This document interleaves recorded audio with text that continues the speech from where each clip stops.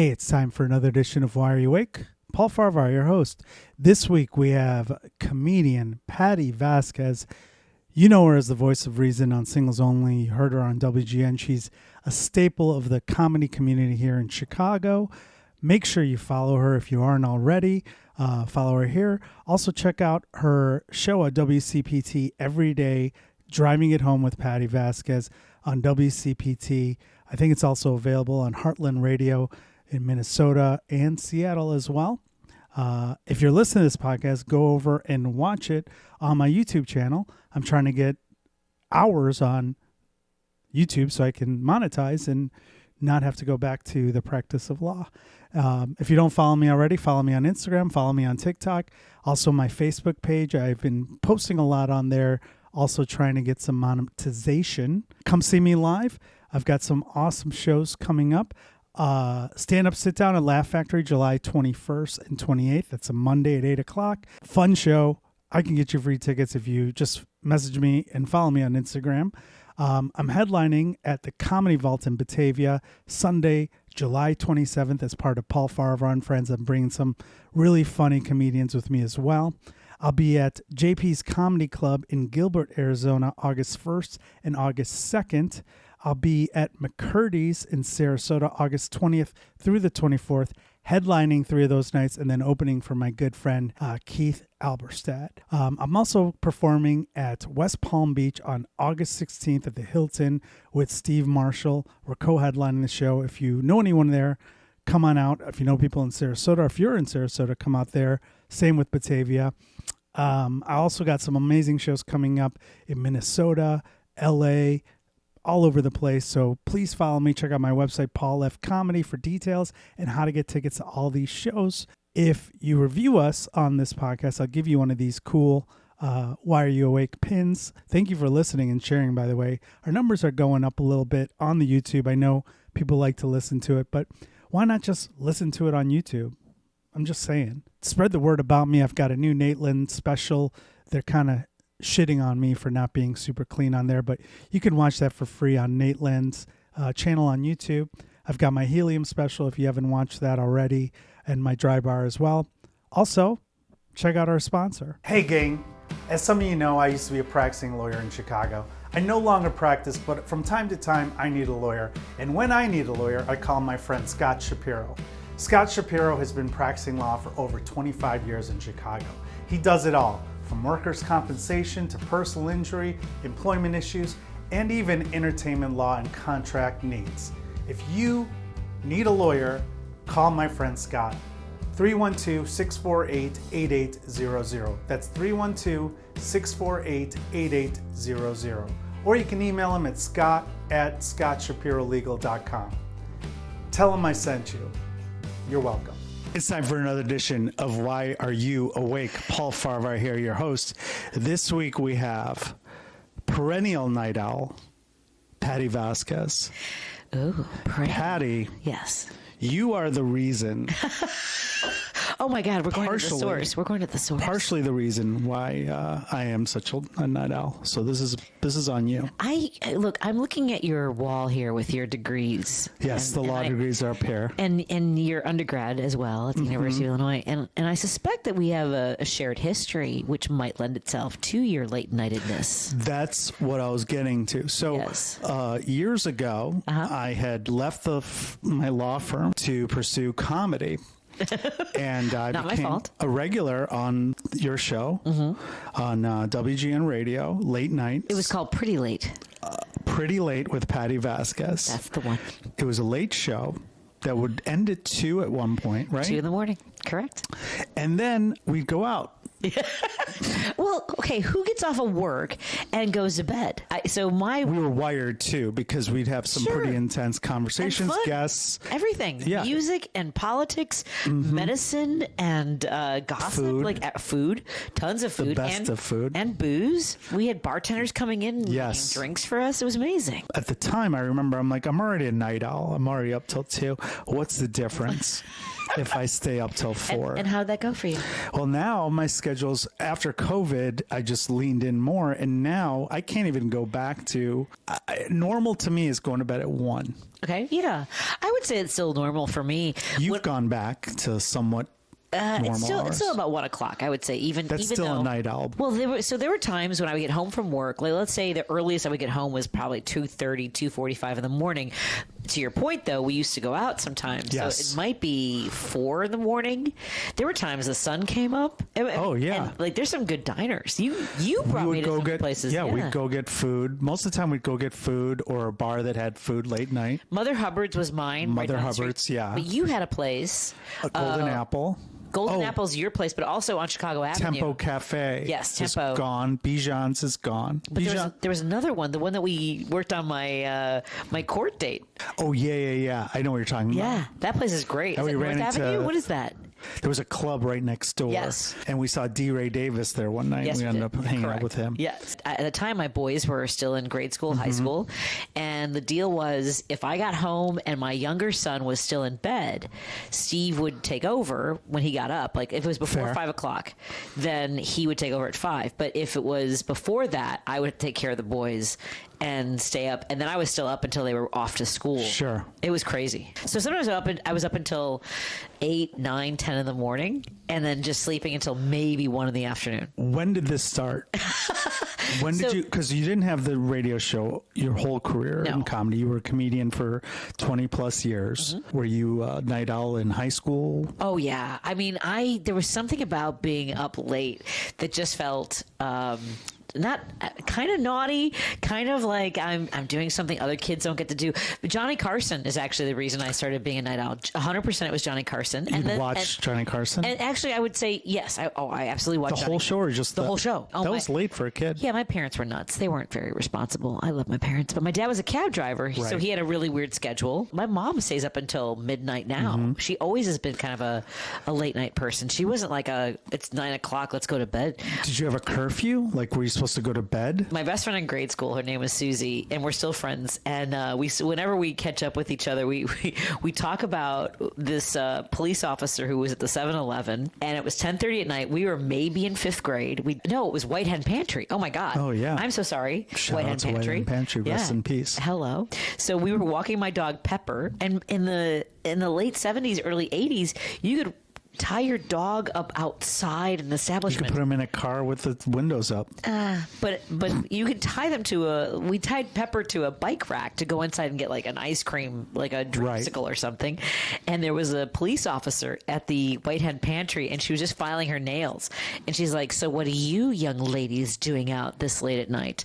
And we were like, "We're just walking our dog." And she goes, "So where is the little dog?" Like not even looking at us. Where is the little doggy? In 5th grade or 6th grade. It had to be 5th. Like my parents didn't care. Even with the commercials, like, do you know what your 10:30? There would be on all the channels. It'd be like it's 10:30. Yeah. Do you know where your kids are? Yeah, because it was a curfew. Yeah.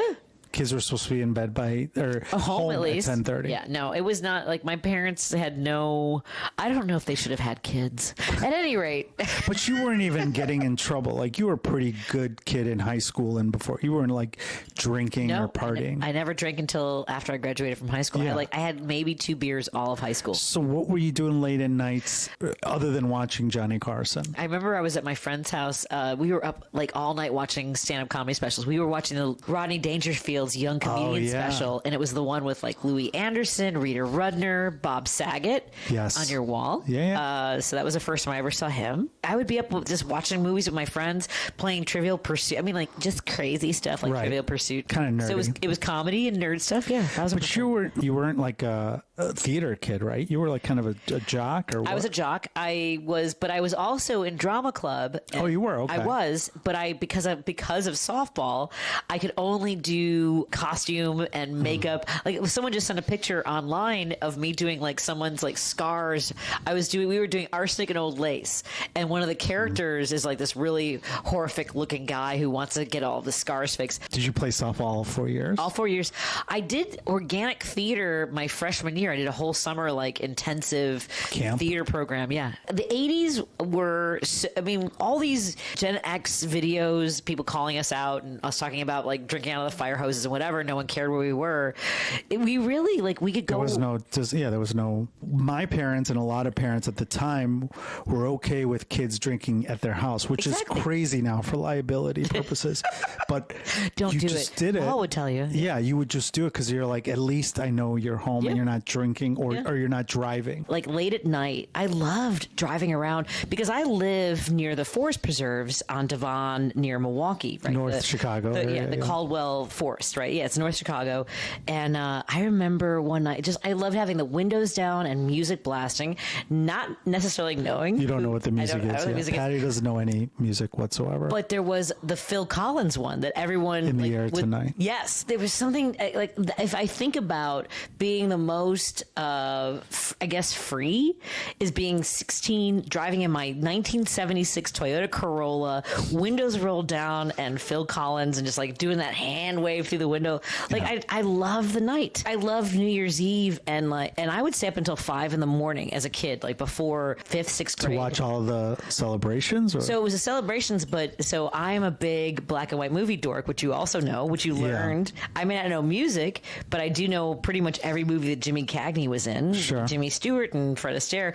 So Channel 7 would show Fred Astaire and Ginger Roger movies. They would do Swing Time, Top Hat. So staying up until 5 a.m. I think that my whole life has been wanting to experience New Year's Eve every single night. I hated black and white movies, and I'm so dumb that when I was a kid, up until I was maybe in 8th grade, I thought that's what the world was. There was no color in the world.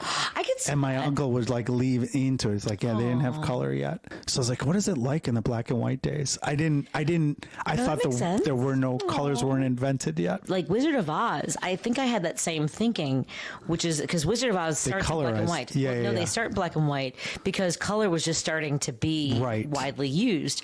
So they did the trans. So it looks like life is in I think that's the movie that tricked me. I thought that was... it makes sense. I was like, oh, Nebraska got, or wherever she's from. Kansas, whatever. I thought they didn't get color later. I wasn't smart. Toto, we're not in Kansas anymore. When you got to college, you went to University of Illinois. Mm-hmm. Were you still staying up late? Oh, absolutely. You didn't join a sorority or anything? No. I was GDI. Do you remember? Yeah. No one knows what GDI is anymore. Goddamn independent. Thank you very much. Thank you for being... Are you Gen X or millennial? I'm Gen X. Are you cusp or... No, I'm like in the middle. Right, Gen X. I'm solid Gen X. Oh, me too. What did you do at U of I then? Because for girls it was easier. So University of Illinois was a huge fraternity. It was the largest Greek system other than Ohio State when I was there. When I was there, it was the largest. 53% were in a fraternity or sorority. Yeah. So for guys, you couldn't go to any after hours or parties unless you were in a fraternity or you had friends. Mm-hmm. For women, it was a little easier, I think. Well, it was easier, and yet I don't think we realized, and maybe, I mean, there were a lot of warning signs. Like I remember we learned that there was this idea of doing the rainbow, which meant doing girls of different hair colors or skin types. Oh, right. And that's you'd where have a checklist. Yeah, you'd have a checklist in a night, like getting with girl, like what it was macking. Not having sex with them. Yeah. Does anyone know what macking is? Yeah, macking was like making out. Yeah, macking on. Did you mack on her? In between high school and college, I became a lifeguard, which is its own little fraternity. Absolutely. You guys are weird. And the thing was, so I was a late shift. So there were 3 shifts at the Park District beaches at the time. In 1989, it was 8 to 5, 11 to 7, and 1 to 10. I was 1 to 10. We would do bonfire parties. I mean, we were up until sometimes this. I mean, I remember birds. When the birds started chirping, you're like, it's too late now. Was Baywatch on TV yet? It was. Okay. It was. And people so was it similar to that?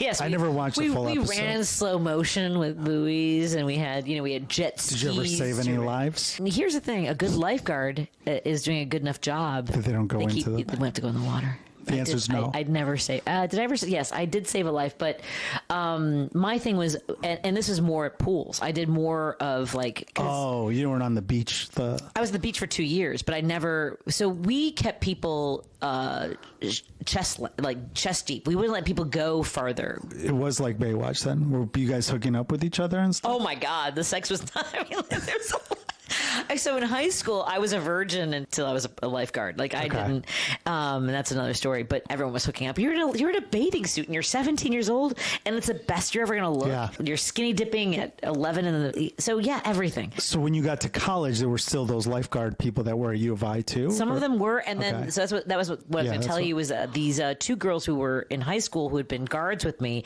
came up, and we went to it was somebody who had a Captain Morgan the Captain Morgan and Coke party. That was when I learned, I mean, how quickly girls can disappear into rooms with when they've had too much. So I was still a lifeguard, and I was like, no, we're not doing that.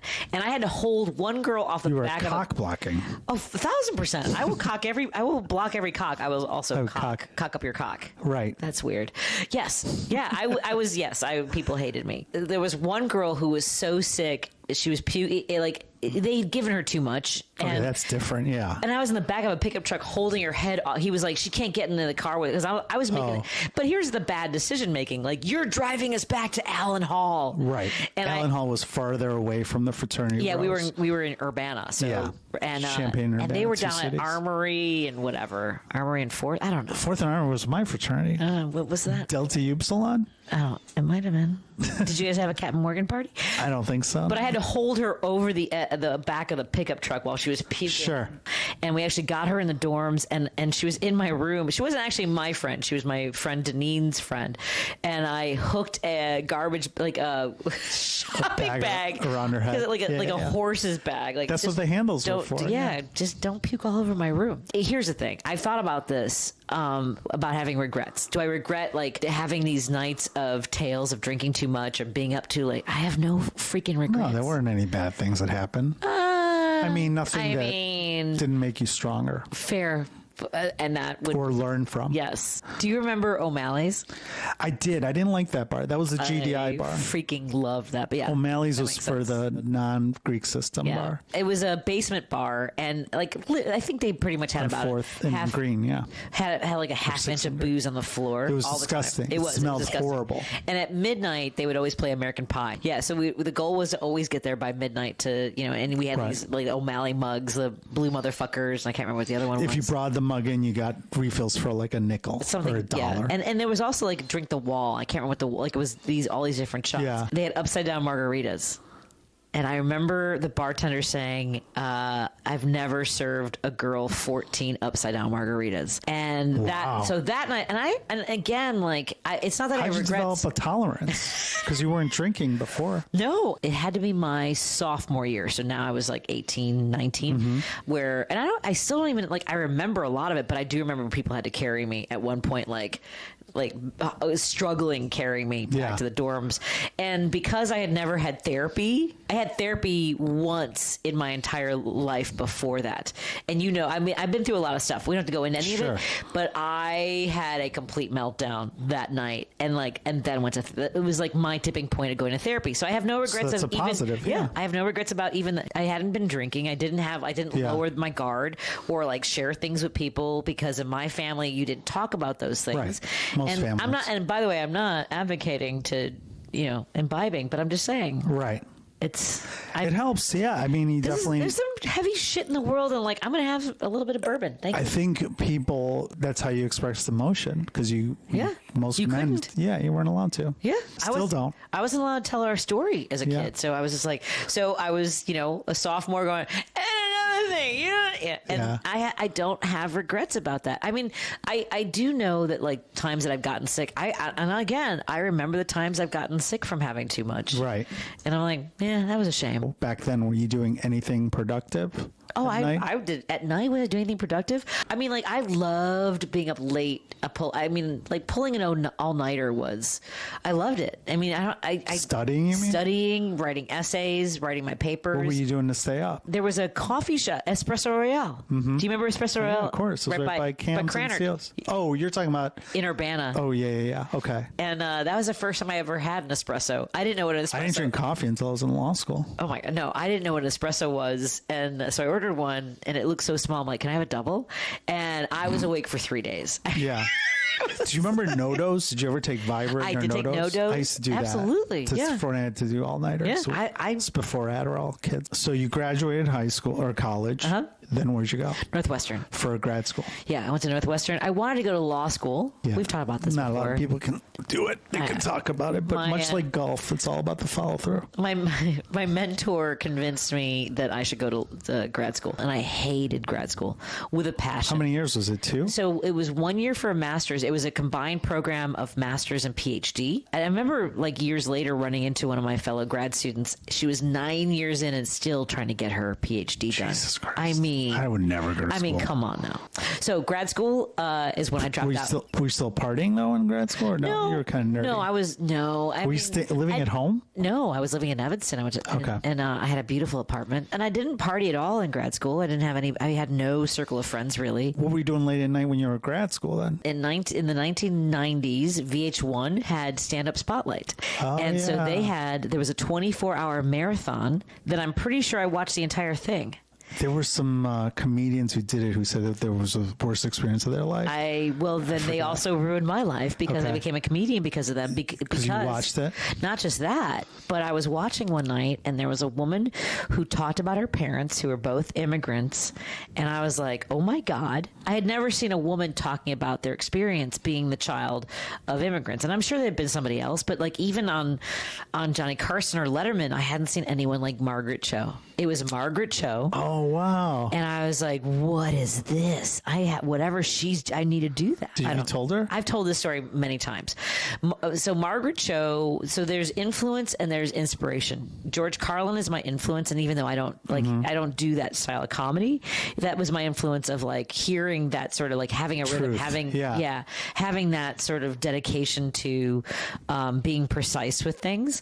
And Margaret Cho was shining a light on an experience that nobody had ever heard before. She's the first woman who would be very bold and honest about people making comments about her weight, about her appearance, her mom, talking, And so that was... You need to tell her this, on Instagram. So to your point about why am I up, I was a lot of... So you watched that and you're like, I'm going to do stand-up? Yeah, that was it. Margaret Cho. And look, Janine Garofalo was also coming up, but it was 1,000%. Seeing Margaret Cho. And stand-up spotlight, I used to go to... I went to the improv. There used to be an improv on Wells. Yeah. In between Hubbard and Illinois. And I saw Brad Garrett. I saw Chris Rock. I loved stand-up comedy. It still didn't occur to me. So how did you decide to do it after you saw Margaret Cho? Margaret Cho. I hated grad school, and I started looking for open mics. The Chicago Reader at the time was only in print, obviously, because it was 1994, and they had a section for open mics. And there was also do you know the Discovery Center, which is like classes? It's like ceramics. They would send you mailers. Yeah. So there was a comedy class. I was the only one that showed up. So we went out for drinks and I made out with him and he came over to my place. It was a great weekend. And then it was a different time, kids. It was a different time. And then because I was like, oh, I'm done. I mean, like, I was like, that was fun. He banned me. He was like, he showed up at an open mic because I went to the improv. He's like, you are not allowed to go to the improv. I'm sorry, excuse me. Even at 22, right. I was like, oh, I'm going to the improv. Like, why was he trying to ban you? I wasn't attracted to him anymore. Oh, and he felt that he night. was more established. He was more established, and he felt that I didn't belong. Like, I can't believe Jimmy Kimmel did that too. There was a comedy open mic at the No Exit Cafe. It's the Morse stop, I think, on the Red Line. Yeah, up north. Yeah. And Kamal Bell. So Kamal Bell started 2 months after I did. So I saw Kamal Bell. I didn't know he was doing it that long. Oh yeah, 1994. So I saw Kamal Bell's first open mic. He's told me that. Like, he was brilliant from the very first time I ever saw him, by the way. I could see that. Dwayne Kennedy and I worked together. He'd already been doing stand-up. And Dwayne was so... The people that I came up with, there was such a mastery to the way they would be on stage, the way they were comfortable with it. I was always, like, so amped and, like, you know, I talk fast and, you know, I was, like, anxious for... I didn't appreciate the silences and stuff. But, yeah, I went right from being up depressed in grad school watching comedy all night to being a stand-up comic. So I've never... Where did you do the first open mic? The Q Club. I did the Q Club, which is now, I think it's like a replay, like one of those video arcade places. And you went up, you did an open mic. I did. I was wearing, I was wearing a baby. It's so funny because I see my fashion. You remember what you wore? Oh, 1,000%. I was very Do you specific. remember what you talked about? Yeah. Okay. I think I probably, I still have the notebook. I have the audio recording of my, I have a video of mine and I still won't watch it. This is my first, and I had gone on stage because the comic that I kind of saw for a while, he was doing a show in Berwyn, and I got to go up and be the person who brought the MC. I was like, ladies and gentlemen, please welcome. So it was my first time. Did you get to do a joke? I don't know if I did or not. I might have tried. Cold open? Yeah, cold open. So Q Club, I invited all my I was still in grad school, and I invited all my friends. As you do. So my night on stage was the night that Bill Hicks died. Oh, no. I had just become a fan of Bill Hicks because, like, George Carlin, like that. Sure. I was going to be a political comedian. I didn't feel confident enough, so I thought, I'll just tell my story. And it was about being Irish and Mexican. It was about being a sales girl. And then I did a blowjob joke to close. Now, mind you, these are all grad students from the 90s. We're all doing, like, women's history and black history and, like, so... Bunch of woke shit. Well, but before people were, like, offended by things, but, like, we were kind of like, should we be? You know, sort of. So the MC, he went up on stage and he goes, okay, we're going to do a comedy class. Which word is funnier, fuck or shit? So he would ask the audience and they would applaud. Is it fuck or is it shit, right? And so they would applaud and he goes, trick question, it's cunt. And then he goes, ladies and gentlemen, here's someone at her first time on stage, it's Patti Vasquez. And I was like, holy. And I went up on stage and I said, so if I say cunt, do I get a laugh right out of the gate? Like, that's the first thing I said on stage. And then it was like going on about my parents. Did you do well? Yeah. Oh, that's the thing. I killed, but I had friends. I had friends in the audience and I had a shot of tequila because I was like pacing. Sure. But yeah, it was great. I was hooked. I started working pretty quickly because there weren't that many girls doing comedy. Yeah. There was somebody who saw me at the Keg in Evanston who said, you should call Bert Haas at Zany's. The way Bert would book comics is that you had to call him on a Tuesday. Every quarter, he would have a call-in day, whether you were coming in for a guest set, if you wanted to be the MC there. Yeah. So you had to call. So like basically, you would get interview you on the phone. Yeah, but you would get a busy signal. So yeah, so all day I took a day off of bartending just to be on the phone waiting for Bert Haas to give me a guest set. Have I ever told you my first time at Zany's? No. So it was June 6, 1995.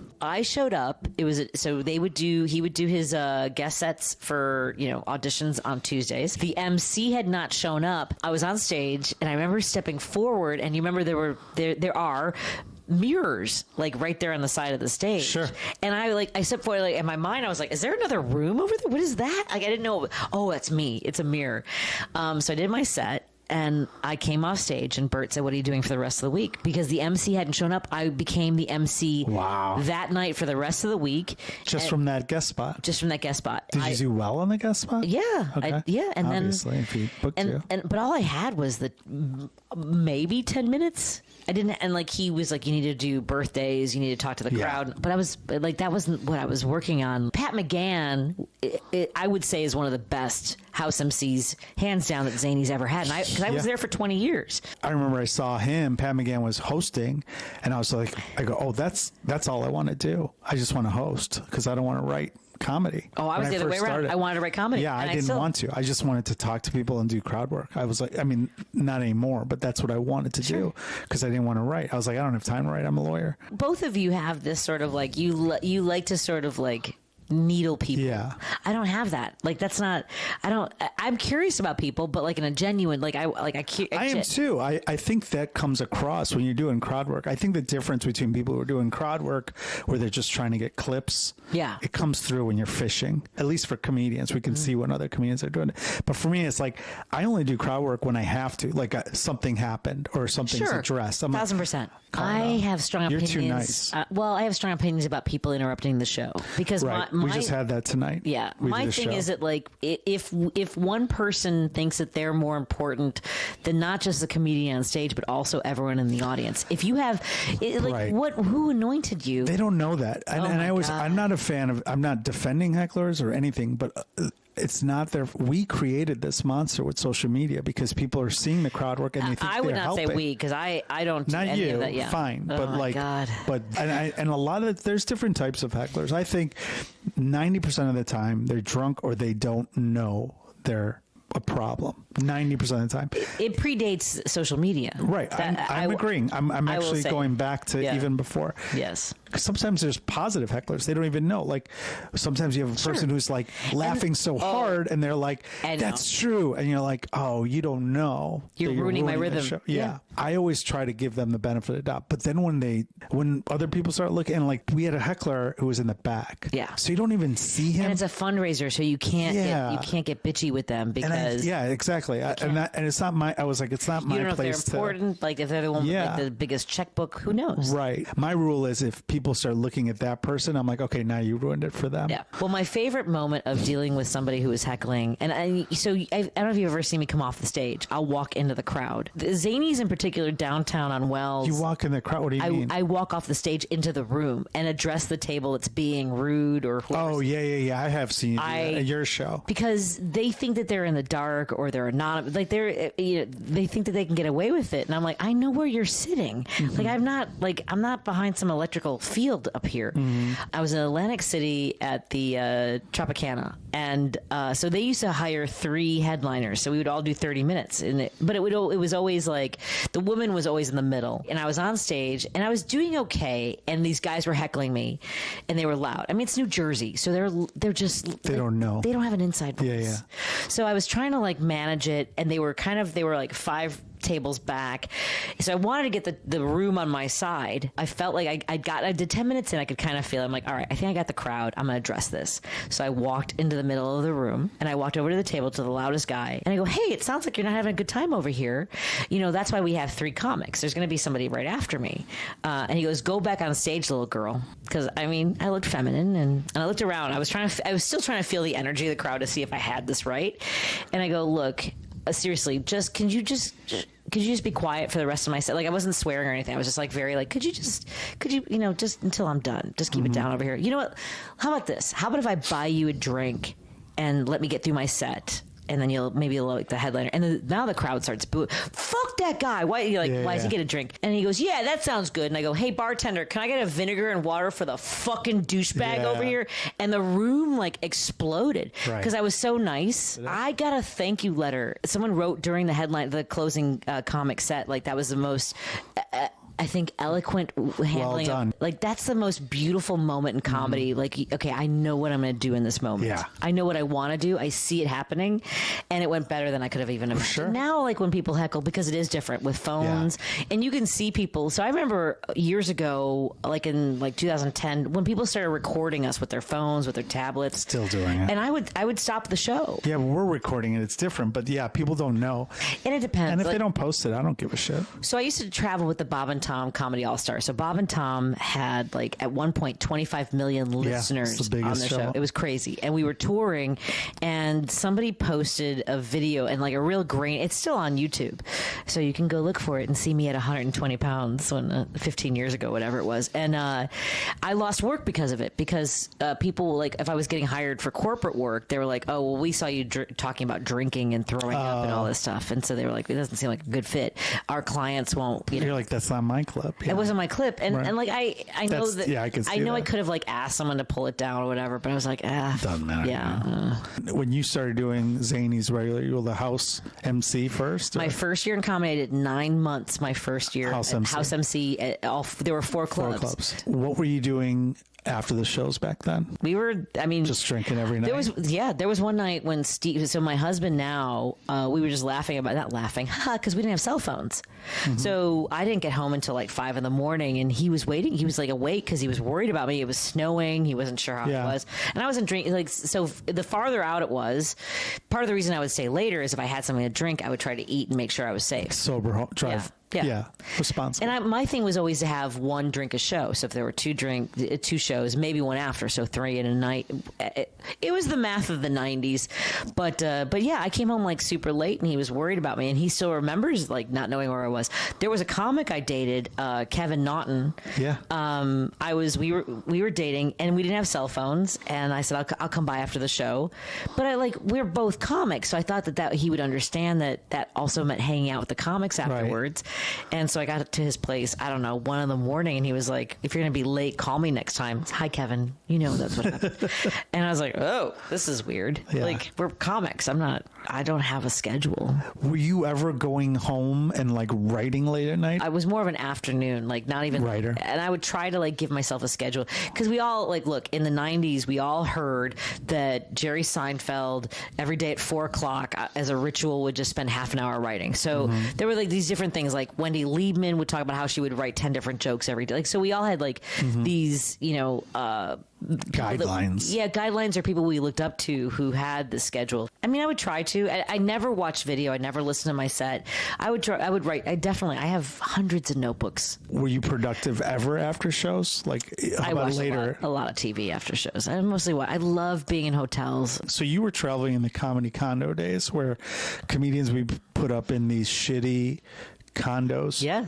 Probably other dudes. Yep. You'd go there after the shows in these small towns, and you can't do anything. No, it'd be a Rich Brown, who became a writer for the guys who wrote There's Something About Mary. I remember we were in Appleton, Wisconsin, and they didn't sell booze after 9:00. And like, they were like, oh, if you go like across the town lines, like we kept trying to like find places to buy a case of beer. I don't know why he didn't want to go to the bars. Like, he wanted to have something back at the condo. What did you do later in life when you became a mom and you were still doing those road trips? Well, because we went on the road a couple times, and you'd go back to the hotel pretty early. I don't know. We did go out. I still have your contract in my jewelry box for your on the road. I tried to create a contract for a girlfriend in a town. This is what I'm saying. I mean, like, I remember being up late. I have these fun memories, and I keep those are fun. Yeah. You started doing radio late at night. That changed everything in terms of your schedule. When you have kids, though, like Griffin would not go to bed.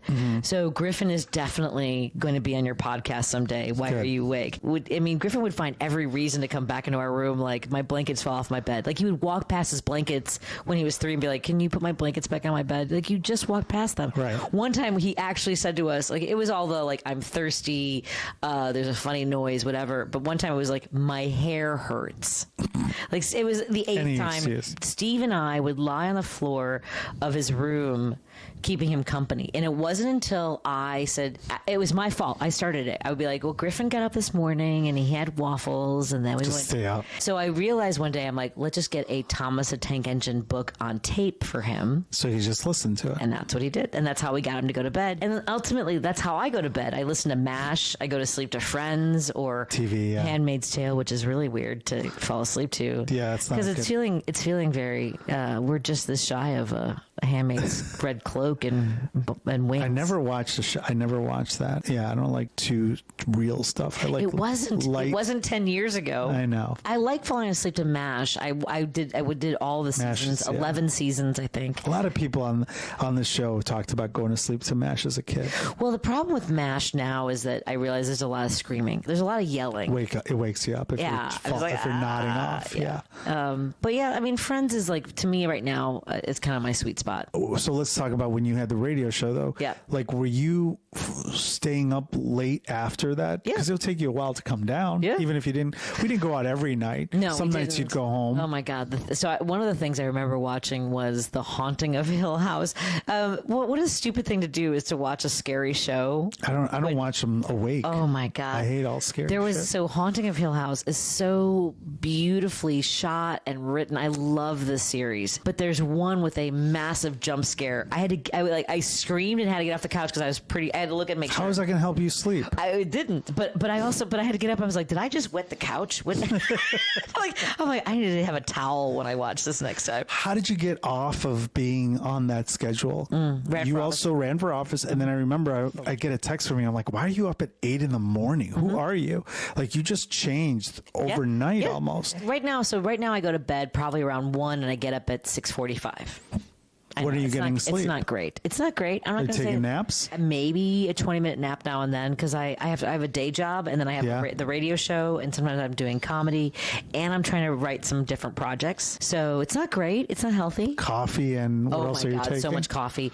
Adderall. There's a company called 1906 that makes they're like Delta 9. Oh yeah. It's called Genius and that helps me a little bit, that? which is not a replacement for sleeping. I just want to say, everybody. I got diagnosed with ADHD. I was tracking because I have ADHD. Yeah. I'm tracking. So you can get on. I'm on very low dosage of Adderall, and it's very helpful. Okay. You got to take a neuropsych. The other thing was, you remember when I was at WGN and I was up late. I was also working out a ton, which was great. I mean, like I was stair climbing, I was doing CrossFit, and I think that helped me manage like everything else. Like when I would sleep hard.